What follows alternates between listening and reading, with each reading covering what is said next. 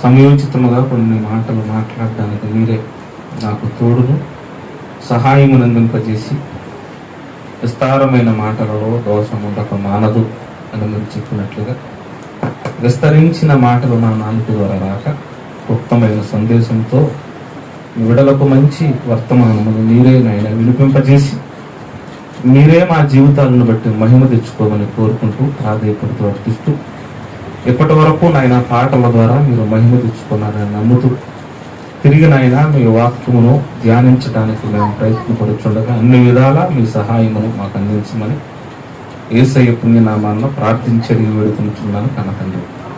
ఆమేన్. ప్రియమైన దేవుని వల్లరా, దేవుని మహాకృపను బట్టి, దేవుని మహాదయను బట్టి మరలా ఈ రీతిగా ప్రభువు బలలో పాల్గొనే బలారాధన ఆదివారపు దినానికి మనందరిని దేవుడు నడిపించినందుకు మరొకసారి దేవాతి దేవునికి కృతజ్ఞతాస్తుతులు చెల్లించుకుంటున్నాను. కొన్ని విషయాలు చెప్తాను, క్లుప్తంగానే మాట్లాడుకుందాం. భోజనాలు ఉన్నాయి. బలారాధన భోజనం అంటే ఆ భోజనం లేదు, ప్రభు భోజనం ఉంది కనుక ప్రభు భోజనాన్ని భుజించే ముందు ప్రభు యొక్క మాటలను కూడా భుజించవలసిన అవసరం మన మీద. ఒక విషయం చెప్తాను, ఎవరు బాధపడినా బాధపడదు. మన హృదయాల్లో చంద్రన్న గారి మీద ఉన్న ప్రేమ ఏసన్న గారి మీద ఉంటే బాగుంటుంది. కానీ హృదయాలు ఏ అన్న ఉంటాడు ఎక్కువగా? చంద్రన్న, పవనన్న, జగన్. ఏసన్నకు ప్రాంతాలు లేవు, ఏసన్నకు స్థలాలు కూడా లేవు. విచిత్రం ఏంటంటే, మన గ్రామాల్లో కొంతమంది విగ్రహాలు పెట్టడానికైనా స్థలాలు దొరుకుతాయి, కానీ యేసయ్య ఉండడానికి ఏ హృదయంలోనూ స్థలం లేదు. తీవ్రం కదా, ఎక్కువ ప్రియారిటీ హృదయాల్లో స్థలం అంతా ఎవరికి ఇచ్చేస్తున్నాం తెలుసా? దొంగన్నలుగా ఇస్తున్నాం. యేసన్నకు మాత్రం యేసన్నకు స్థలం ఇవ్వాలి. ఒక భక్తులు లేకంటున్నాడు, స్థలము లేని యేసుకు స్థానమిచ్చేదెవరు అన్నారా? స్థలము లేని యేసయ్య గట స్థానం ఇచ్చేవారు లేరంటే, ఇక్కడికి వచ్చిన వారు అందరినీ దేవుడు ఏం కోరుకుంటున్నాడంటే, ఒక మాట అనుకుంటున్నాం. ప్రకటన గ్రంథం 3వ అధ్యాయం, ప్రకటన గ్రంథము 3వ అధ్యాయం 20వ వచనం. ప్రకటన గ్రంథము 3వ అధ్యాయము 20వ వచనం. ఇదిగో నేను తలుపు నొద్ద నిలుచుండి, ఎక్కడున్నాడట?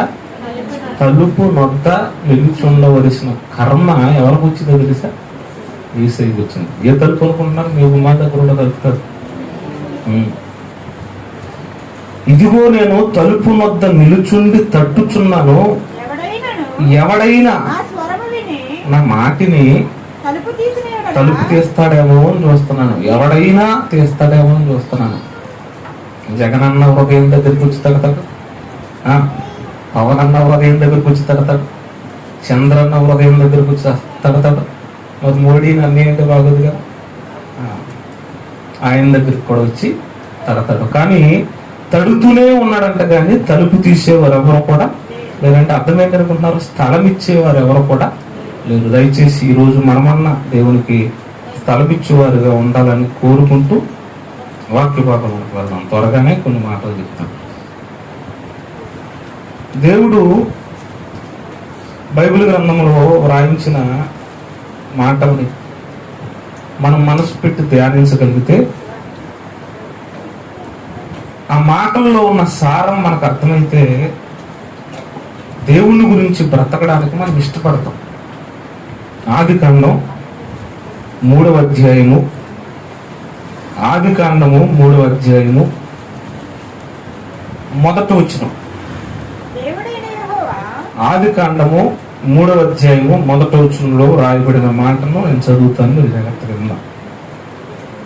దేవుడైన యెహోవా చేసిన సమస్త భూజంతువులలో సర్పము యుక్తి గలదై ఉండెను అన్నాడు.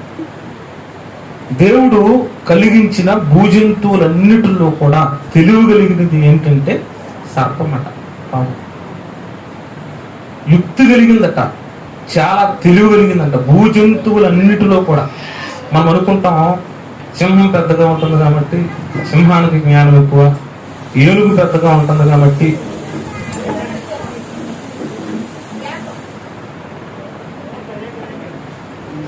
ఏనుగుకి జ్ఞానం ఎక్కువ, ఇలా అనుకుంటూ ఉంటాం కదా. దేవుడు మాట్లాడుతూ భూజంతువులన్నిటికంటే తెలివి గల దానిగా దేవుడు దేవుని చేశాడట. వినాల మీరేనా? సర్పాన్ని చేశాడట. భూజంతువులన్నిటికంటే తెలివి కలిగిన దానిగా దేవుడు దేని చేశాడు? సర్పాన్ని చేశాడు. భూజంతువులన్నిటికంటే. యోబు గ్రంథం 35వ అధ్యాయం, యోబు గ్రంథము 35వ అధ్యాయము 11వ వచనం. యోబు గ్రంథము 35వ అధ్యాయము 11వ వచనం. భూజంతువుల కంటే తనకు ఎక్కువ బుద్ధిని నేర్పుచు ఆకాశ పక్షుల కంటే మనకు ఎక్కువగా జ్ఞానమును కలగజేస్తున్నాడు అన్నాడు. భూజంతువుల కంటే జ్ఞానము కలిగింది సర్పమైతే, భూజంతువులన్నిటికంటే అంటే ఈవెన్ సర్పానికంటే కూడా జ్ఞానవంతుడుగా నిర్మించబడిన వాడు మనిషి. ఒకసారి ఆలోచిద్దాం.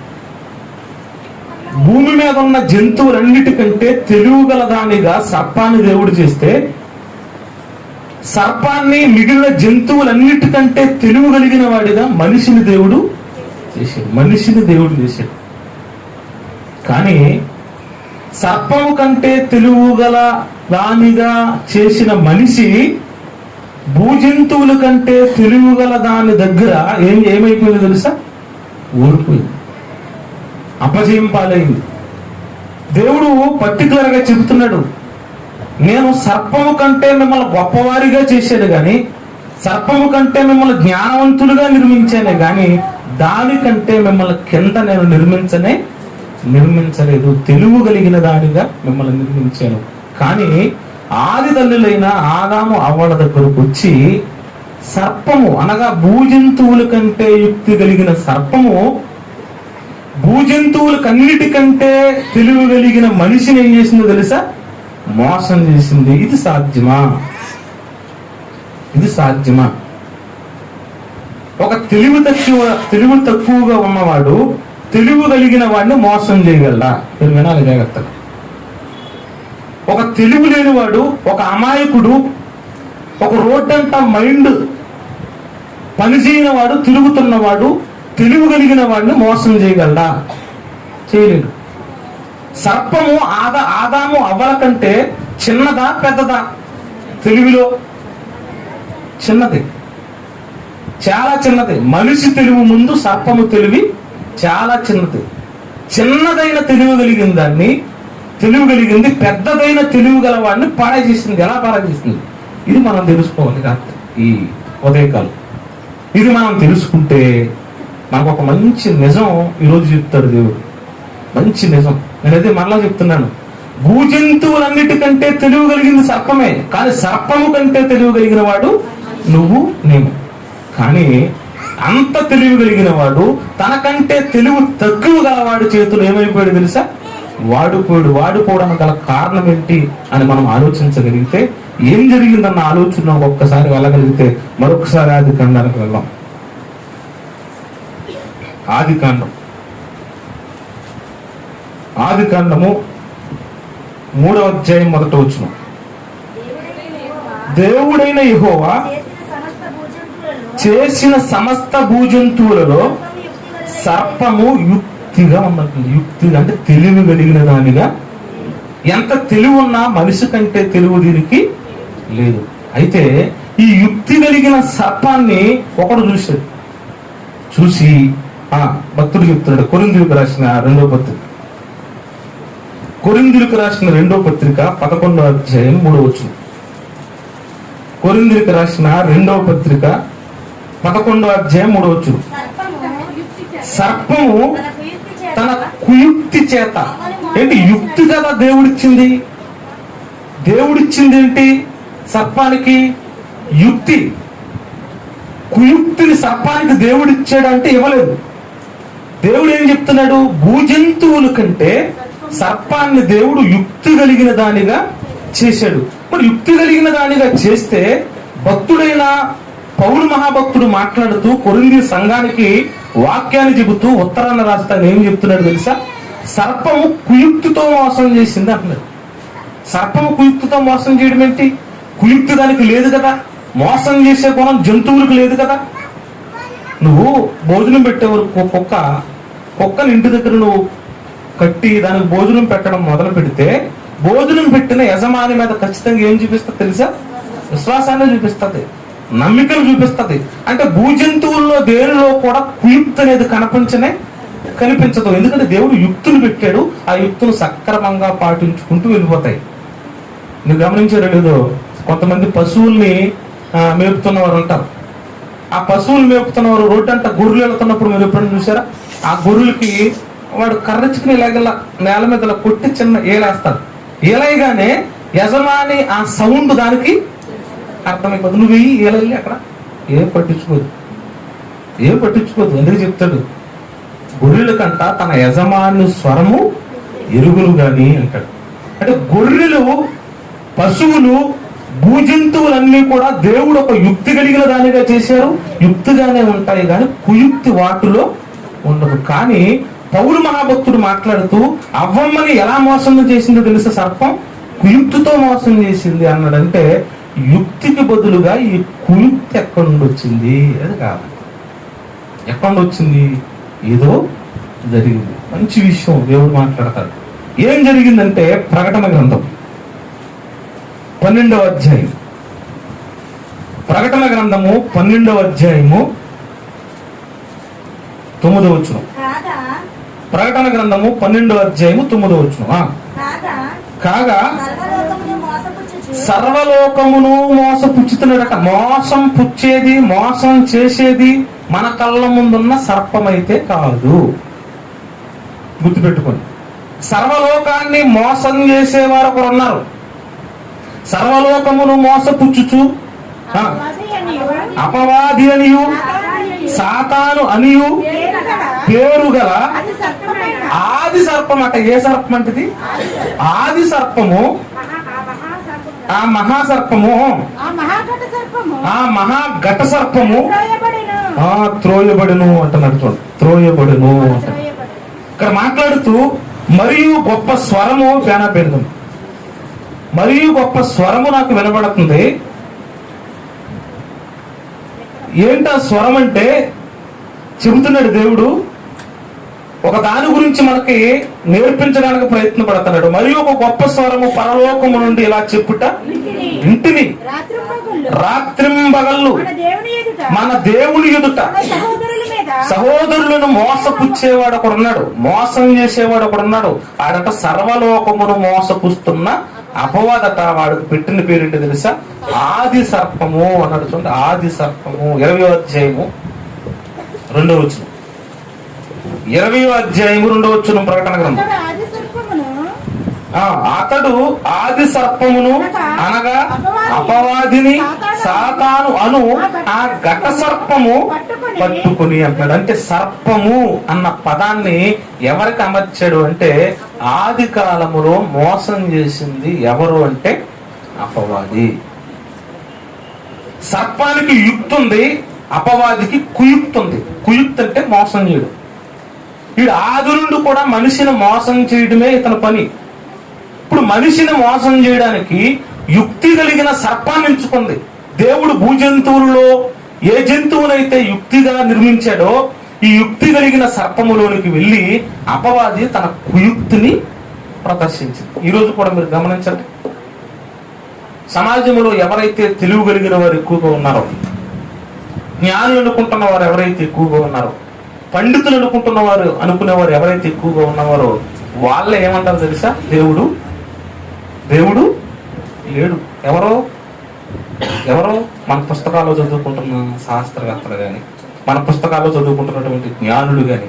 ఒక ఆయన అంటున్నాడు, ఆ వీటిలో రామ్ హాస్పిటల్కి ఇప్పుడు వెళ్ళాడు. మీరు తప్పని తీసుకెళ్ళి రామ్ హాస్పిటల్ డాక్టర్ గారు ఆ హాస్పిటల్లో ఒక చెల్లి పనిచేస్తుంది.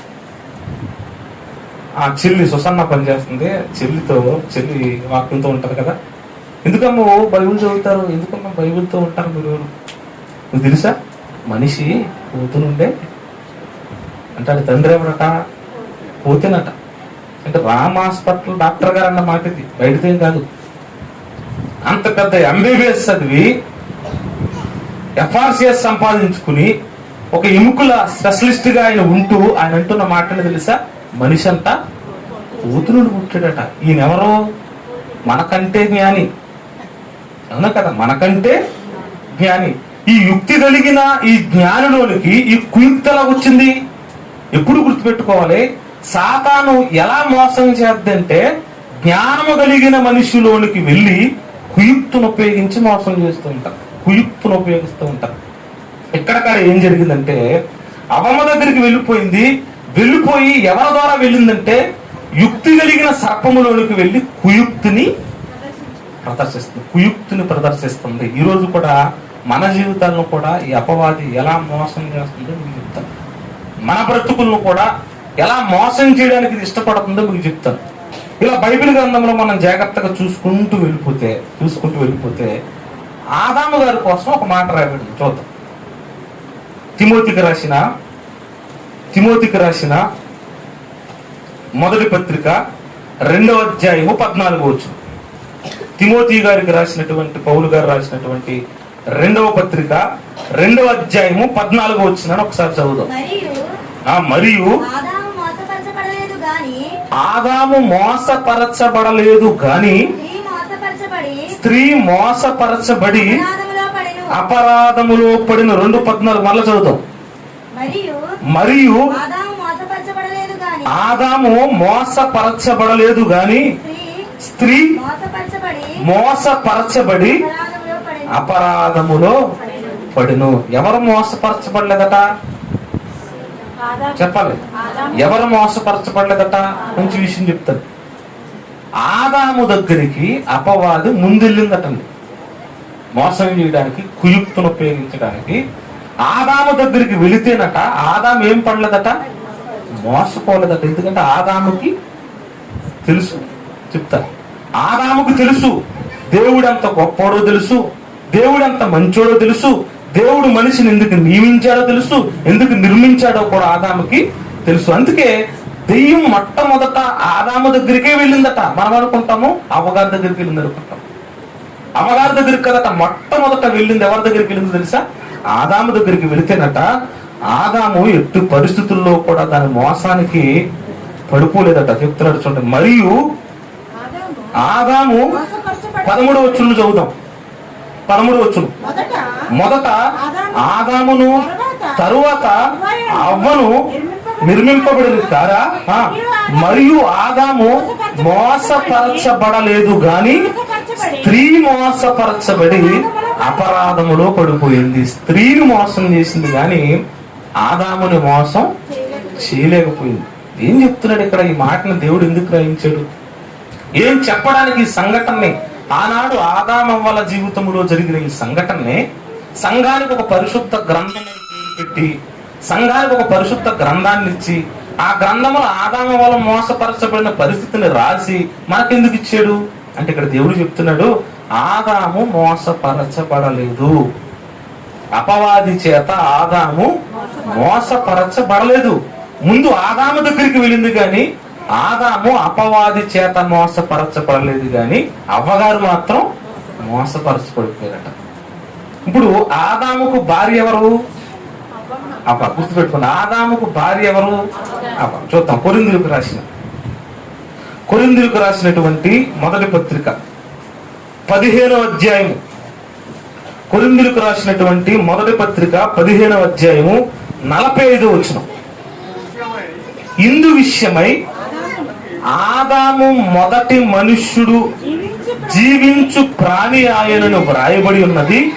కడపటి ఆదాము జీవించు ఆత్మయాయను అంటున్నాడు. చూడండి, మొదటి ఆదాము ఉన్నాడు, కడపటి ఆదాము కూడా ఉన్నాడు. గుర్తుపెట్టుకోవాలి. మొదటి ఆదాము ఉన్నాడు, కడపటి ఆదాము ఉన్నాడు. మొదటి ఆదాము అపవాది చేత మోసపరచబడలేదు, కడపటి ఆదాము అపవాది చేత మోసపరచబడ్డాడు. పడదు. మళ్ళీ చెప్తున్నా, మొదటి ఆదాము ఆది కాండములో ఉన్న ఆదాము గారైతే కడపటి ఆదాము యేసుక్రీస్తు ప్రభుల వారు. మొదటి ఆదాము ఆది కాండములో ఉన్నటువంటి ఆదాము గారైతే కడపటి ఆదాము యేసుక్రీస్తు ప్రభుల వారు. మొదటి ఆదాముకి అవ్వమ్మ భార్య అయితే మరి కడపటి ఆదాముకు భార్య ఎవరు? కడపటి ఆదాము భార్య అని నీకు అర్థమైతే మొదటి ఆదాము అపవాది చేత మోసపుచ్చబడిందన్న విషయం తెలిసినప్పుడు కడపటి ఆదాముకు భార్యగా ఉన్నావు సంగమా, నువ్వు అపవాది చేత మోసగించబడుతున్నావా? అపవాది చేత మోసగింపబడకుండా కాపాడబడుతున్నావా అని ఎప్పుడన్నా ఆలోచిస్తున్నావా? ఎప్పుడు ఒకటే మాట, అవ్వ మోసగించబడింది, అవ్వే ఒప్పుకోండి. నువ్వు చెప్పాలంటే చూస్తారు ఒకసారి ఆది కాండము 3వ అధ్యాయం, ఆది కాండము 3వ అధ్యాయము 13వ వచనంలో అవ్వమ్మ గారు అంటున్నారు, ఏమంటున్నారు చూడండి. ఆది కాండము 3వ అధ్యాయము 13వ వచనం, అప్పుడు దేవుడైన యెహోవా స్త్రీతో నువ్వు చేసినది ఏమిటని అడగగా, స్త్రీ అనగా అవ్వమ్మ గారు అంటున్నారు, సర్పము నన్ను మోసపుచ్చేసింది అంటున్నారు. ఎవరిని మోసపుచ్చిందట? సర్పము నన్ను మోసపుచ్చేసింది. ఆదాముని అడిగితే ఏమన్నారు తెలుసా? నేను సర్పము చేత మోసపుచ్చబడలేదు గాని సర్పము అలా వస్తే నేను పడలేదని మరో రూట్ మార్చింది నా దగ్గరికి రావడానికి. యోబు గారు భార్యలోనికి వచ్చినట్లుగా నా భార్యలోనికి వచ్చి నన్ను మోసం చేసింది. జాగ్రత్తగా ఉందాం. ఆది కాండములో ఆదాము గారికి భార్యగా అవ్వమ్మ గారు ఉన్నది అన్న మాట ఎంత నిజమో, కడపటి ఆదామైన యేసుక్రీస్తు వారికి భార్యగా ఉన్నది ఎవరంటే చూద్దాం. ఒక మాట చూద్దాం. ఎఫెసీయులకు రాసిన పత్రిక ఎందుకు మాట విషయం చెప్తున్నాడో మీకు అర్థమవుతుంది. ఎఫెసీయులకు రాసిన పత్రిక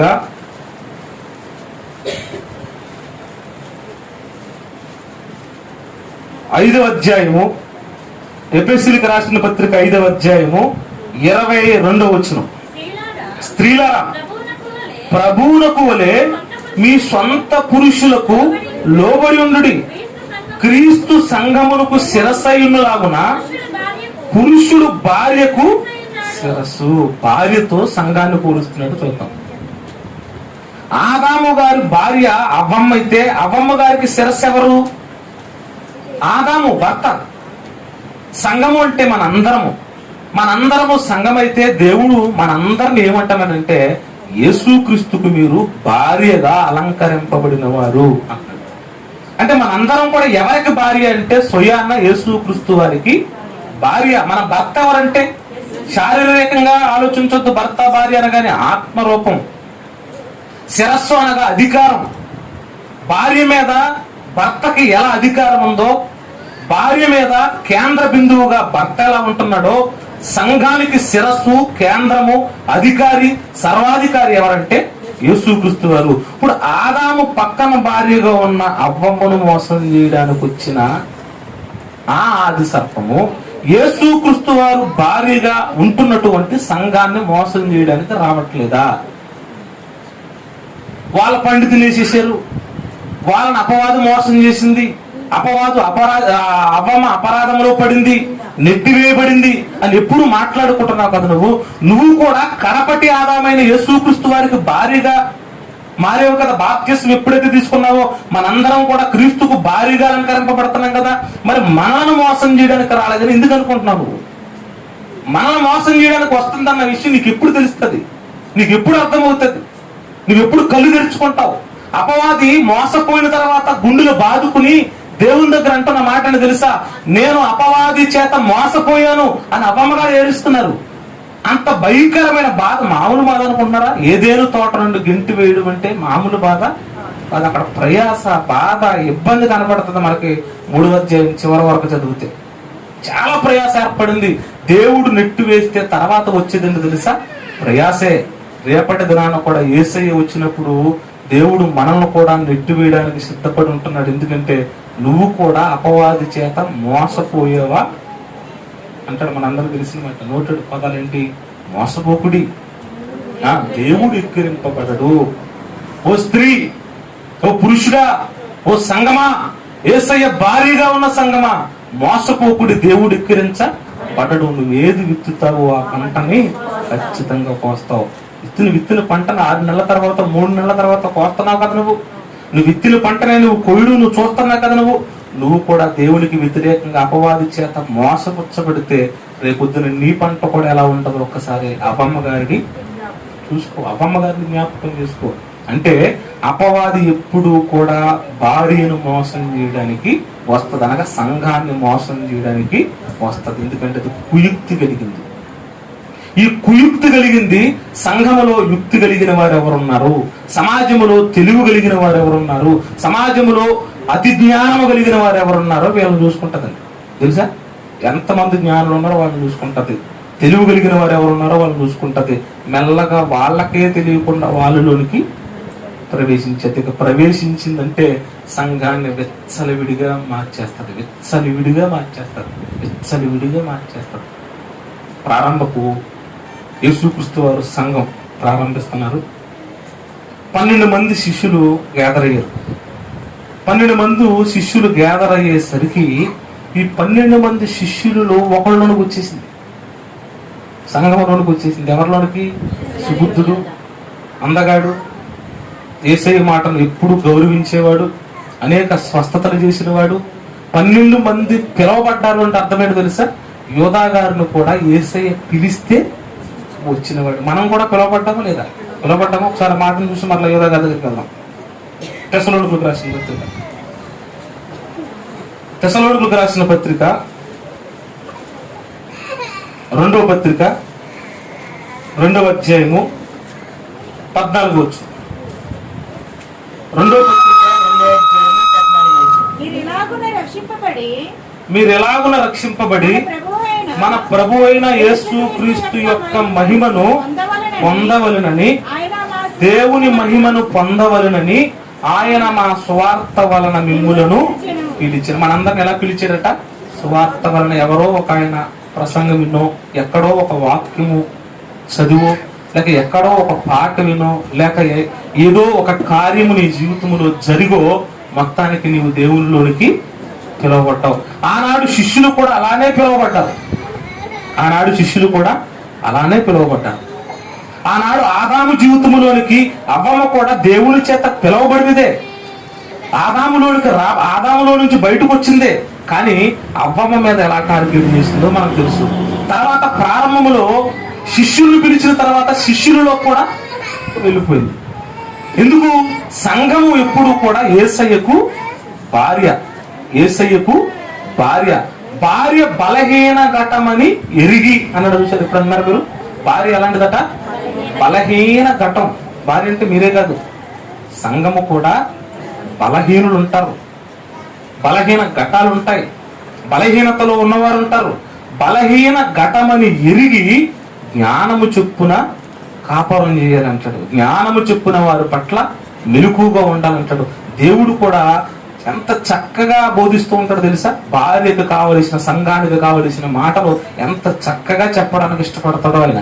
కానీ మనమే మోసపోవడానికి ఇష్టపడుతున్నాం, కానీ అపవాదిని జయించడానికి మాత్రం మనం ఇష్టపడతాం. భార్య మోసపోయింది. ఆది కాలంలో ఆదాము భార్య మోసపోయింది. తర్వాత ఆదాముని ఎలా మోసం చేయలేకపోయిందో యేసుక్రీస్తు వారు మన భర్త కదా, భర్త అయిన యేసుక్రీస్తు వారిని కూడా మోసం చేయడానికి వచ్చింది. మత్తయి సువార్త 4వ అధ్యాయం, మత్తయి సువార్త 4వ అధ్యాయము 1వ వచనం నుండి 11వ వచనం వరకు మీరు ఇంటి దగ్గరికి వెళ్ళిన తర్వాత చదవగలిగితే యేసుక్రీస్తు వారిని కూడా మోసం చేయడానికి అపవాది వచ్చింది. కానీ విచిత్రం ఏంటంటే యేసుక్రీస్తు వారిని అది మోసం చేయలేకపోయింది, మోసపరచలేకపోయింది. ఎంత మంది దగ్గర నుండి వచ్చినా ఏ రోజు కూడా అపవాది చేత మోసగింపబడిన వాడైనా కాదు. ఆయన అంటున్నాడు, నేను లోకమును జయించాను, అనగా అపవాదిని నేను జయించాను, వాడు మోసాన్ని నేను జయించాను. ఇదిగో మీకు కూడా చెప్తున్నాను, జాగ్రత్తగా ఉండండి, నేను మీకు శిరస్సుగా ఉంటాను. ఇదిగో శిరస్సు నుండి నన్ను అమర్చబడిన అవయవాలుగా మీరు ఉండండి. ఆ మిగిలిన అవయవాలన్నీ కూడా ఏది పోషిస్తా తెలుసా మనకి? శిరస్సే. ఒక మంచి ఆలోచన వలన, చెయ్యి కదలాలన్నా, కాలు నడవాలన్నా, నోరు మాట్లాడాలన్నా, కన్ను చూడాలన్నా, శరీరంలో ప్రతి అవయవము ఈరోజు పని చేస్తుంది అంటే శిరస్సు అనగా ఈ తలలో ఉన్నటువంటి నరాలు సమ్మేళనం కరెక్ట్గా పనిచేస్తాయి. ఎందుకు మీరు గమనించండి, మెదడులో ఏదైనా చిన్న ప్రాబ్లం వచ్చిందనుకో కాలు చేయగలుగుతుంది, కన్ను లాగేస్తూ ఉంటుంది, నాలుగు లాగేస్తూ ఉంటుంది, శరీర అవయవాలలో తేడా వచ్చేస్తుంది. అంటే మెదడు కరెక్ట్గా ఉన్న జోపు ఇదంతా కూడా బాగుంటది. శిరస్సు మంచిదై ఉండాలి.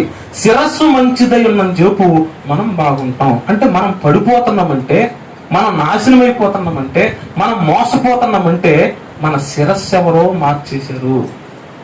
నువ్వు యేసుక్రీస్తుని నీ స్వరక్షకునిగా అంగీకరించానని చెబుతున్నావు కానీ మనసు పెట్టి ఆలోచించు. నీ జీవితంలో, నా జీవితంలో మరలా ప్రశ్న అడుగుతున్నాను, జగనన్నకున్న ప్రియారిటీ యేసన్నకుందా? చంద్రన్నకున్న ప్రియారిటీ యేసన్నకుందా? పవనన్నకున్న ప్రియారిటీ యేసన్నకుందా? సమాజంలో మనుషులకున్న విలువ యేసుక్రీస్తు వారికి మనం ఇవ్వగలుగుతున్నాం అంటే మన అన్నెవరో, మన శిరస్సు ఎవరంటే లోకములో ఒక వ్యక్తులను పెట్టేసుకున్నావు, నీ హృదయంలో అమర్చేసుకున్నావు. ఇక అతను చెప్పినట్టే వింటావు కానీ యేసయ్య చెప్పినప్పుడు ఎక్కడ వింటావు నువ్వు? అపవాది సర్పము రూపములో అవ్వమ్మ దగ్గరికి వచ్చింది. అవ్వమ్మ దగ్గరికి వచ్చి యేసుక్రీస్తును, ఆదామును శిరస్సుగా ఆదాము మాట వినవలసిన ఈమె పరుగు పరుగున ఆదాము దగ్గరికి వెళ్ళి ఇలా పలానోడు వచ్చాడు, ఇలా మాట్లాడుతున్నాడు, ఏం చేయమంటావు అని భర్త సలహా తీసుకోవాల్సిన ఈవిడ భర్త సలహా తీసుకోకుండా ఆడి సలహానే తీసుకెళ్లి భర్తను మోసం చేసింది. అంటే శిరస్సు ఎవరు ఇప్పుడు? ఆదాముగా కనపడుతున్నాడా, అపవాదిగా కనపడుతున్నాడా? అపవాది శిరస్సుగా మారిపోయాడు. ఈరోజు సంఘాలు పాడైపోవడానికి, సంఘాలు నాశనం అయిపోవడానికి, భక్తి జీవితాల్లో లోకములో కలిసిపోవడానికి గల కారణం ఏంటో తెలుసా? సంగమా, నువ్వు భార్యవు అయితే భారీగా ఉన్న నీవు ఎవరికి భారీగా ఉన్నావు ఒక్కసారి ఆలోచించుకో. యేసుక్రీస్తు వారు నీకు భర్తగా ఉంటే నీ కదలికలు, నీ ఆలోచనలు, నీ మాటలు, నీ ఉద్దేశాలు, నీ ప్రార్థనా జీవితం, నీ విశ్వాసపు జీవితం యేసు ఏది చెబితే అదే, శిరస్సు ఏది చెబితే అదే చేయి చేస్తుంది. తెలుసా మీకు? ఎవరు మాట్లాడినా నేను మాట్లాడుతున్నాను కదా మీతో, నేను నీతో మాట్లాడుతున్న ఈ మాట వెంటనే మీకు అర్థమవుతుందంటే అర్థమైంది తెలుసా? ఇది ఇక్కడున్న మెదడులో ఉన్న నరమంట వితిన్ క్షణం కూడా పట్టదట, అంత ఫాస్ట్ గా నేను మాట్లాడుతున్నది ఇది అని మీకు చెప్పేదట. ఈరోజు నా మాటలు మీకు అర్థమవుతున్నాయంటే, నన్ను మీరు చూడగలుగుతున్నారంటే, చూసింది ఇది రెడ్ కలర్ అని, ఇది పచ్చ కలర్ అని, ఇది వైట్ కలర్ అని నువ్వు వెంటనే ఎలా చెప్పేస్తున్నావు అనుకుంటున్నావు? కన్ను చూసింది కదా అని చెప్పేస్తాను అనుకోవద్దు.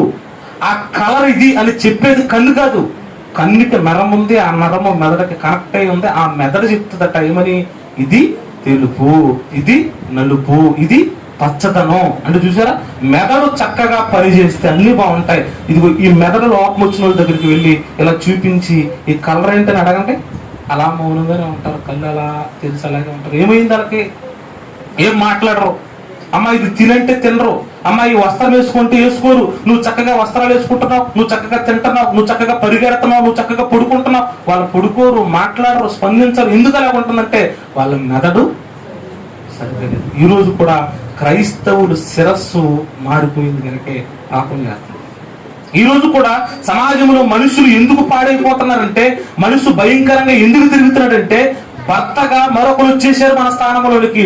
ఎవరు వచ్చారంటే దేవుడు చెప్తున్నాడు, అవ్వమ్మ దగ్గరికి ఏ భర్తగా స్థానాన్ని మార్చడానికి అపవాది వచ్చిందో అదే భర్తగా అపవాది మరలా నీ దగ్గర కూడా వస్తుంది. క్రీస్తును శిరస్సుగా నీ యొద్ద నుండి తీసేస్తుంది. నేను అంటున్నాను, ఇంతకీ యేసుక్రీస్తుని మన దగ్గర నుండి శిరస్సుగా తీసేయడం వల్ల దానికి ఉపయోగం ఏంటి? అవ్వమ్మ దగ్గరికి వచ్చి మోసం చేసింది. అవ్వమ్మను మోసం చేసి అది ఏం సాధించింది? మనల్ని కూడా మోసం చేస్తుంది. ఇప్పుడు యేసుక్రీస్తు భారీగా ఉన్న మనల్ని కూడా మోసగిస్తుంది. మనల్ని మోసం చేయడానికి కూడా దానికి వచ్చే ఉపయోగం ఏంటంటే ఒక్కటే ఉపయోగం అండి. అదే వాక్య పట్టణంగా మీకు చదివించాను. పౌలు గారు మాట్లాడుతూ ఒక మనిషిని మోసం చేయడం వల్ల, ఒక మనిషిని మోసం చేసి అబద్ధ బోధన తీసుకుని వెళ్ళడం వల్ల దానికి వచ్చే ఉపయోగం ఏంటంటే ఒకటి జరుగుతుందట. ఏం జరుగుతుంది? తెస్సలోనికీయులకు రాసిన మొదటి పత్రిక 3వ అధ్యాయము చదువుదాం. తెస్సలోనికీయులకు రాసినటువంటి మొదటి పత్రిక 3వ అధ్యాయం 5వ వచనంలో పౌలు మహాభక్తుడు సంఘం కోసం మాట్లాడుతున్నాడు. ఇందుచేత నేనును ఇంకా సహింపజాలక. మొదటి తెస్సలోనికయులకు రాసిన పత్రిక 3వ అధ్యాయము 5వ వచనం. ఇందుచేత నేను ఇంకను సహింపజాలక శోధకుడు, నేను చదువుతాను, శోధకుడు మిమ్మును ఒకవేళ శోధించినేమో అని భయమేస్తట. ఇది పౌలు గారికి ఉన్న భయమే కాదు, పౌలు గారు మనస్సులోంచి రాయించిన దేవుని యొక్క భయం. శోధకుడు దగ్గరకు వస్తున్నప్పుడు, భారీగా ఉన్న సంఘం దగ్గరకు వస్తున్నప్పుడు ఏం జరుగుతుందో ఆ విషయాన్ని చెప్తున్నాడు. ఏంటట? ఇందుచేత నేనును ఇంకను సహింపజాలక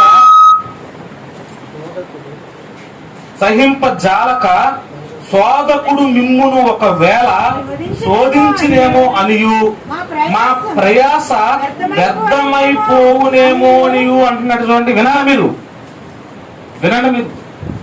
దేవుడు ఏమంటున్నాడంటే, శోధకుడు శోధిస్తున్నప్పుడు, శోధకుడు మోసం చేస్తున్నప్పుడు ఎవరి ప్రయాస వ్యర్థమైపోతుందో తెలుసా? ఎవరి ప్రయాస వ్యర్థమైపోతుందో తెలుసా? పౌలు గారిని కాస్తంతసేపు ఆలోచనలో మీరు అలా పక్కన పెట్టగలిగితే, పౌలు గారిలోంచి మాట్లాడుతున్నది ఎవరు? దేవుడు. ఎప్పుడైతే ఒక మనిషి అంటే అవ్వమ్మ గారు మోసపోయారు అంటే ఎవరి ప్రయాస వ్యర్థమైపోయింది తెలుసా? దేవుడు ప్రయాస వ్యర్థమైపోయింది. ఎంత ప్రయాసపడ్డాడు తెలుసా దేవుడు? సూర్యుని చేసి, చంద్రుని చేసి, ఆకాశాన్ని చేసి, భూమిని పండించే గుణాన్ని ఇచ్చి, వాళ్ళ కోసం నదులు విభజించి, నీళ్ళనిచ్చి, సముద్రాలను చేసి, గాలినిచ్చి, ఆహారమునిచ్చి, పక్షిజాతునిచ్చి, అన్నిటినిచ్చి వాటి మీద అధికారిగా పెట్టి ఇలా జీవించండి అని చెబితే ఇలా వచ్చి ఇలా వెళ్ళాడంతే. ఎలాగని ఏమైపోయింది తెలుసా? మోసపోయారు. మోసగించేవాడేముందండి, నువ్వు ప్రయాస పడతా ఉంటే ఇలా వచ్చి నీ జీవితాన్ని ఇలా ఇట్టునే మోసగించేస్తాడు. కానీ నీ కోసం ప్రయాసపడేవాడు ఉన్నాడు తెలుసా? అపమ్మ ఆలోచించలేకపోయింది ఆ సమయాన్ని. నా తండ్రి నాకు ఇన్ని చెట్లను ఇచ్చాడే, ఇన్ని ఫలాలను ఇచ్చాడే, ఈరోజు నేను గాలి పీల్చుకుంటున్న గాలిని చేసింది ఆయనే, నేను తింటున్న ఆహారం అయిందే, నేను నివసిస్తున్న భూమి ఆయనదే, ఇంత అందమైన తోటలో నన్ను పెట్టింది ఆయనే, ఆయన ఇంత ప్రయాసపడి నాకు ఇది ఇస్తే వీడెవడో అడ్రస్ లేనోడు వచ్చి చిన్న మాట చెప్పేసరికి నేను ఏం చేశాను తెలుసా? మోసపోయాను. ఎవరి ప్రయాస అర్థమైపోతుందంటే దేవుని యొక్క ప్రయాస నిన్ను బట్టి అర్థమైపోతుంది. ఈరోజు సంఘానికి చెప్తున్న మాటని తెలుసా? నిన్ను సంఘానికి నడిపించడానికి నీ కోసం ఎంతో మంది చేత దేవుడు ప్రార్థన చేయించాడు తెలుసా నీకు? నువ్వు రక్షణలోనికి రావాలని, నువ్వు మారు మనసు జీవితంలోనికి రావాలని, నువ్వు సంఘంలో స్థిరపడాలని, నువ్వు పరలోకానికి చేరాలని అవ్వమ్మ మీద, ఆదామ్మ మీద అంత భయం ఉంది. ఏం చేస్తుందా నా ప్రయాస వ్యర్థమైపోతేమో అన్న ఆలోచనతో భయపడుతూ ఉండగానే వెంటనే జరిగిన అన్యాయం ఏంటో తెలుసా? అంత కష్టపడిన దేవుని ప్రయాస అవ్వమ్మ ఏం చేసింది తెలుసా? వ్యర్థపరిచేసింది. ఈరోజు సంఘమా, మరలా చెప్తున్నాను, క్రీస్తుకు భార్యగా చేర్చబడిన నీవు నిన్ను మోసం చేసి దేవుడు నీ పట్ల పడిన ప్రయాసను వ్యర్థపరచడానికి అపవాది నీ వెంట తిరుగుతూనే, ఎప్పుడు తిరుగుతూనే ఉంటాడు. పౌలు భక్తులు అంటాడో గలతీ రాసిన పత్రికలో ఆ మాటను చెబుతూ మాట్లాడుతున్న మాట చూడండి ఎంత బాగుంటుందో. గలతీలకు రాసిన పత్రిక 4వ అధ్యాయం 11వ వచనం. గలతీలకు రాసిన పత్రిక 4వ అధ్యాయం 11వ వచనం.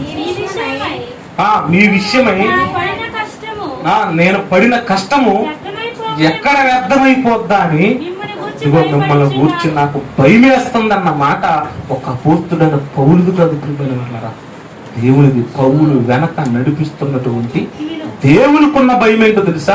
మిమ్మును బట్టి నేను పడిన ప్రయాస వ్యర్థమైపోతేమో.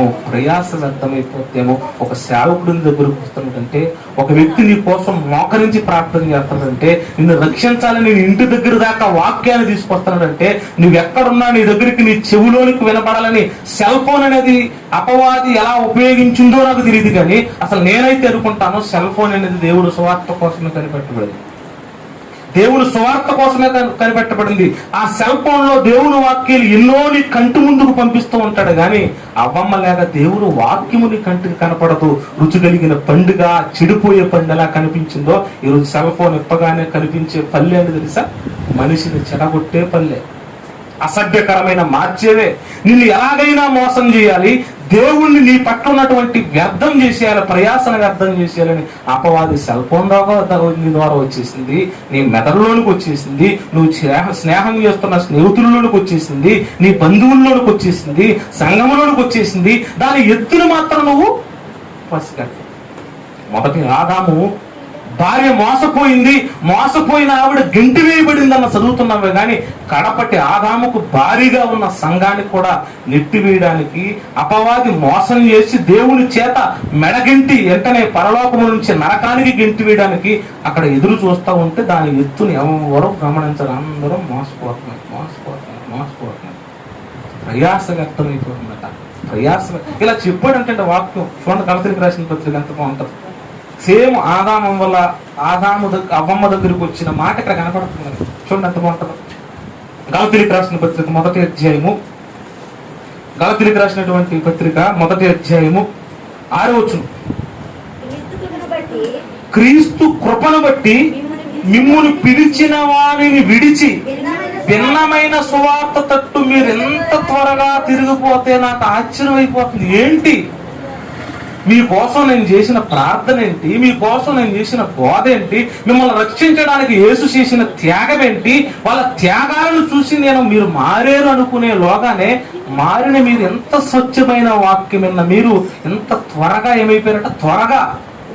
త్వరగా ఇలా వచ్చింది అపవాది, ఇలా త్వరగానే మోసం చేసింది, త్వరగానే మోసపోయారు. ఒక మాట అంటాడు చూడండి, గలతీయులకు రాసిన పత్రిక 3వ అధ్యాయం మొదటి వచ్చిన ఒక మాట అంటాడు చూడండి పౌలు గారు. ఓ అవివేకులైన గలతీయులారా, మిమ్ముని ఎవడు భ్రమపెట్టాడు? ఎవడొచ్చాడు మీ దగ్గరికి? ఎవడొచ్చాడు? ఎవడు మిమ్మల్ని మోసం చేశాడు?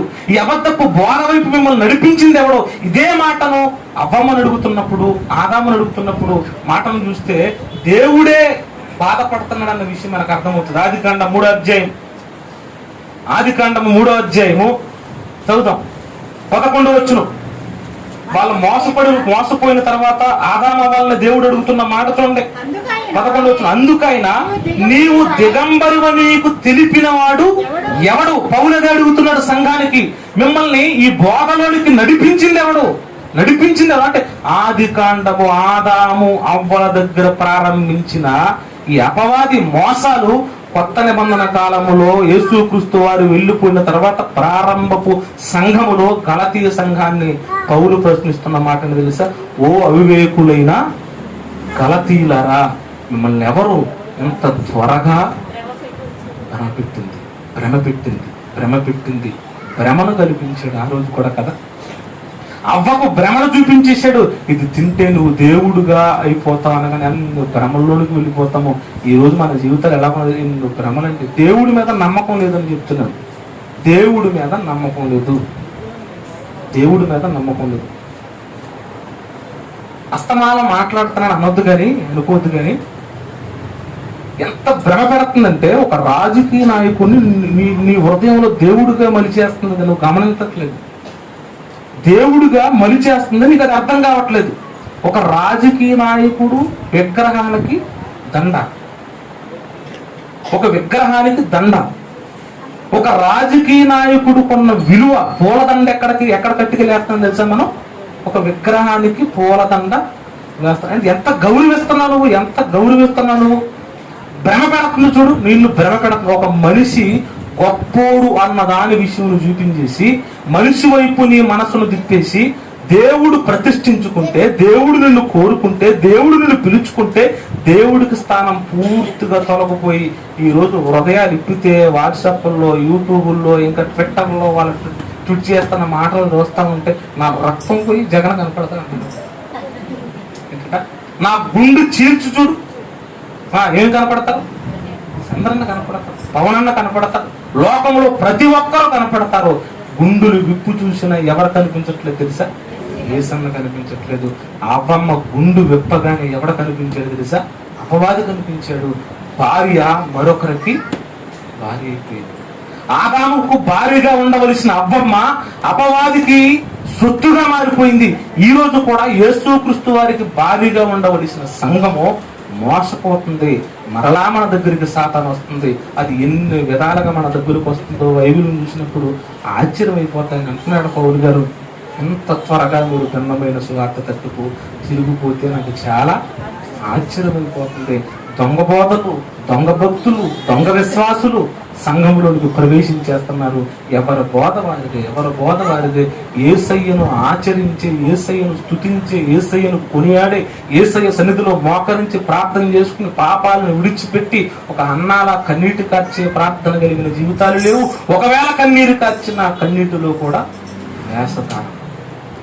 వేసదారణ కన్నీటికి కూడా విలువ లేని కన్నీటి ప్రార్థన బైబిల్లో ఎంత మంచిగా ఆయన పోల్చి చెప్పాడో, నీ కన్నీటి లెక్కన నేను అక్కడ రాస్తున్నాను, ఒక బుడ్డులో దాచి పెడతానంటే ఆ కన్నీరు కూడా ఎప్పుడు, ఎలా, ఎవరి దగ్గర కార్చాలో కూడా తెలియనంత భయంకరమైన స్థితిలోనికి, వ్యాసములోనికి మనిషిని తీసుకువెళ్ళిపోయింది. ఏం చేస్తుంది అపవాది? నీ దగ్గరికి ఎలా వస్తుంది? నిన్ను ఎలా మోసం చేస్తుంది? యేసుక్రీస్తుకు భారీగా పిలువబడుతున్న సంగమా, నిన్ను కూడా నాశనం చేయడానికి నీ వెంట తిరుగుతుంది. లోకాశను చూపిస్తుంది. లోకములోనికి నిన్ను నన్ను కూడా లాగేస్తుంది. జాగ్రత్తగా మీరు ఆలోచించండి, జాగ్రత్తగా బ్రతకండి. కొంతకాలమే భూమి మీద మనం బ్రతుకు. హృదయములో ఒక్కరికే స్థానం ఉండాలి. హృదయములో ఒక్కరికే స్థానం ఉండాలి. రెండో ఆయనకి స్థానం ఇవ్వడానికి లేనే లేదు. ఒకే ఒక మాట అడుగుతాడు యేసుక్రీస్తు, మీ తండ్రి ఎవరు అని అడిగి. నీ తండ్రి ఎవరు? నీ భర్త ఎవరు? నీ జీవితం ఏంటి? ఒక్కసారి ఆలోచించు, నీ గుండెలో పరీక్షించుకో ఒక్కసారి. యేసయ్యకే భారీగా ఉంటున్నామో, లోకానికి భారీగా ఉంటున్నామో? లోకం ఎక్కువగా మన హృదయంలో ఉందో, యేసయ్య ఎక్కువగా ఉన్నాడో మనకి అర్థమైపోతే. ఎప్పుడైతేనట మనం మోసగిస్తామో, మోసగించినప్పుడు ఎవరి ప్రయాస వ్యర్థమైపోతుందట?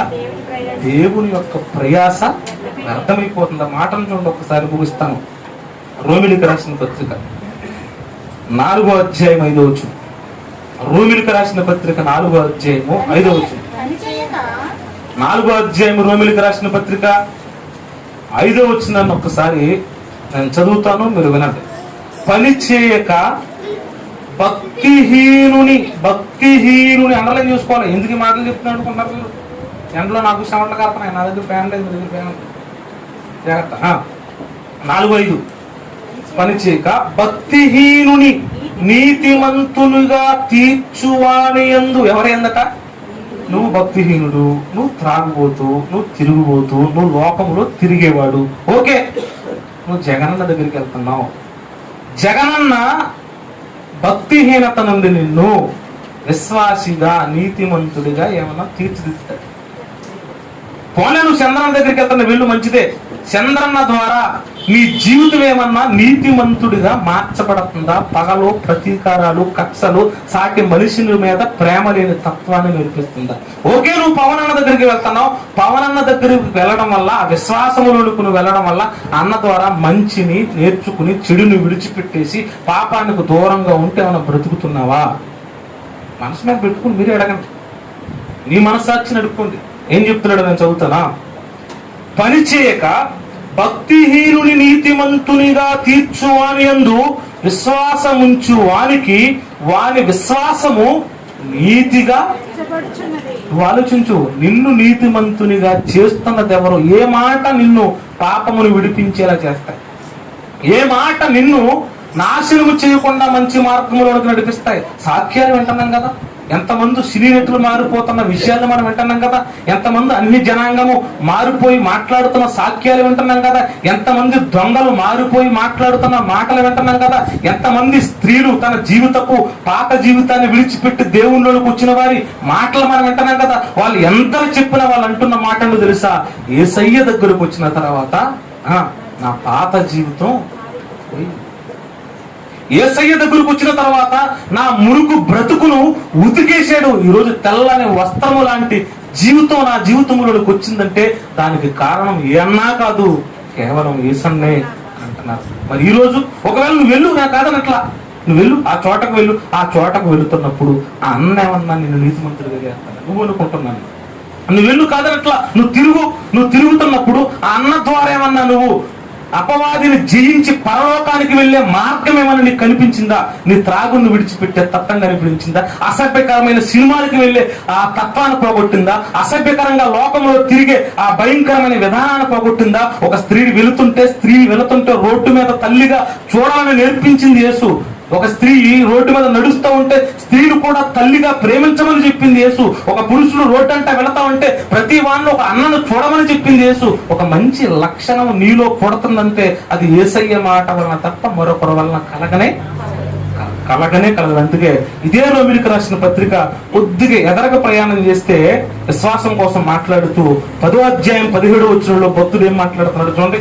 కాగా వినుట వలన విశ్వాసం ఖచ్చితంగా కలుగుతుంది. అది జగన్ చెప్పినా, అది పవన్ చెప్పినా, అది చంద్రన చెప్పినా వినుట వలన విశ్వాసం కలుగుతుంది. కానీ ఆ విశ్వాసం లోకములో నిన్ను పాపిగానే కానీ కాగా వినుట వలన విశ్వాసము కలుగును, వినుట క్రీస్తును గూర్చి మాట వలన ఒరిజినల్ విశ్వాసం వస్తుంది. ఆ విశ్వాసానికున్న ఆలోచన ఏంటో తెలుసా?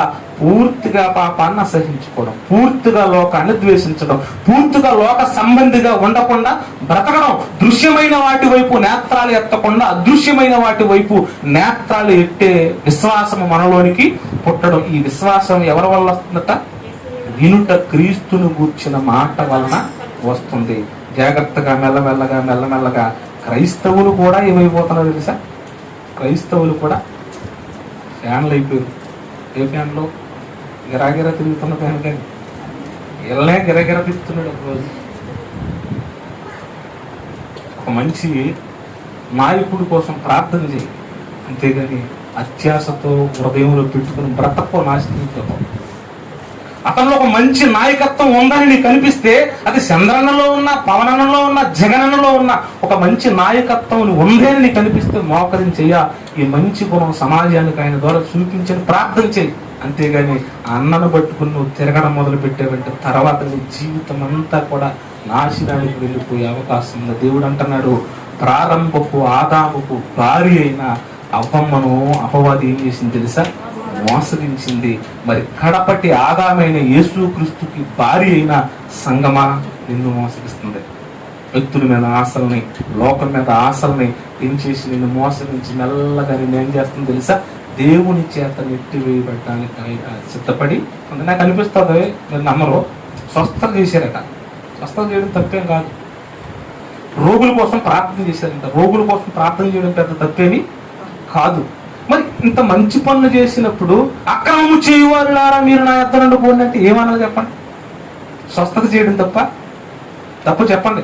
ఒక మనిషికి రోగం పోగొట్టడం తప్ప? అలాగంటే డాక్టర్లు అందరూ చంపారు మనం ఇప్పుడు వెళ్ళి, మరి వాళ్ళు కూడా రోగాన్ని పోగొట్టున్నారు. స్వస్థత చేయడం తప్పు కాదు, రోగాన్ని వదిలించడం తప్పు కాదు, దెయ్యాలను వదిలించడం తప్పు కాదు. కానీ వీరు చేసింది తెలుసా?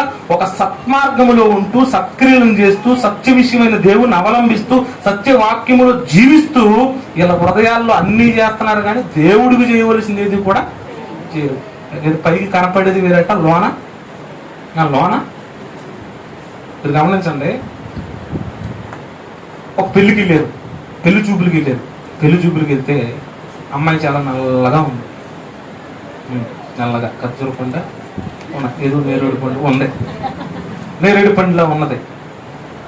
నిజంగా హృదయానికి అమ్మాయి నచ్చలా, ఈ వెళ్ళినప్పుడు నచ్చలా.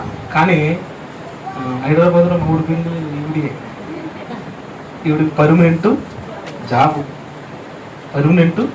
జాబు, రకరకాల డబ్బు, బ్యాంకులో ఎంత అనగానే అబ్బాయిని అడుగుతున్నాడు తల్లిదండ్రులు, అమ్మాయి నచ్చింది.